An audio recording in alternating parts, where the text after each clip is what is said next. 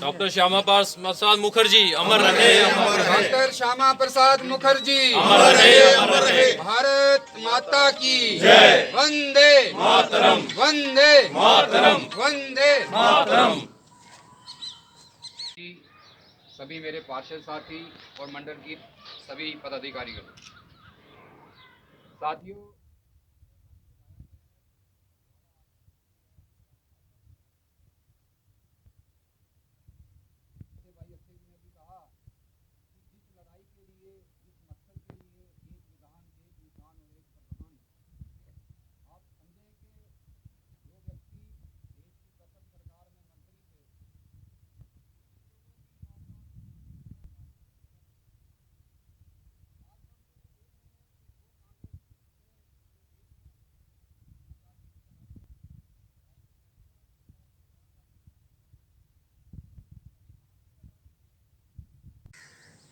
हमें राजनीतिक दल की ज़रूरत क्यों पड़ी, जिस विचार परिवार से हम लोग जुड़े हुए हैं।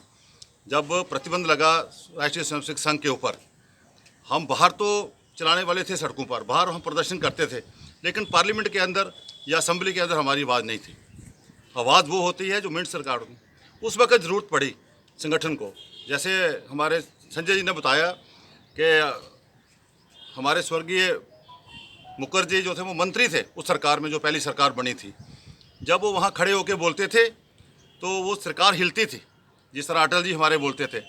तो वहाँ एक बार वो टी ब्रेक हुई थी। टी ब्रेक में मुखर्जी बैठे थे, जैसे हम लोग कभी कभी आपस में बातचीत करते हैं, तो मुखर्जी ने कह दिया कि हम सब उस महान विभूति को याद कर रहे हैं जिनकी शहादत के चलते हम सब जानते हैं कि इन्होंने शहादत दी। एक विधान, एक प्रधान, एक निशान।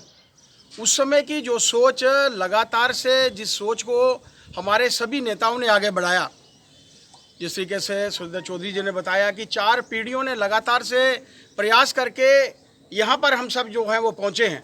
किसी पीढ़ी ने ये नहीं भूला, किसी पीढ़ी ने अपनी सोच में कोई परिवर्तन नहीं किया कि एक विधान, एक निशान, एक प्रधान की लड़ाई जो श्यामा प्रसाद मुखर्जी ने उस समय में सोची थी।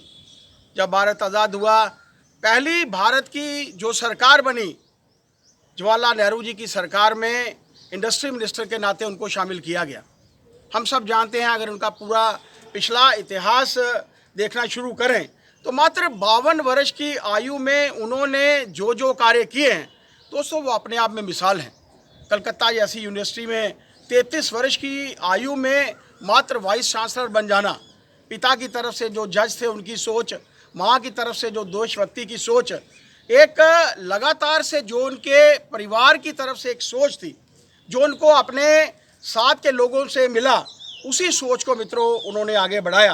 भारतीय जनसंघ की स्थापना हम सब जानते हैं एक सशक्त विपक्ष के रूप में।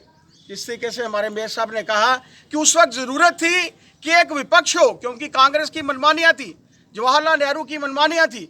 उन मनमानियों को दबाने के लिए एक ऐसा वातावरण पैदा किया जाए जिसके चलते एक सशक्त विपक्ष के रूप में भारतीय जनसंघ की जो थी स्थापना हुई।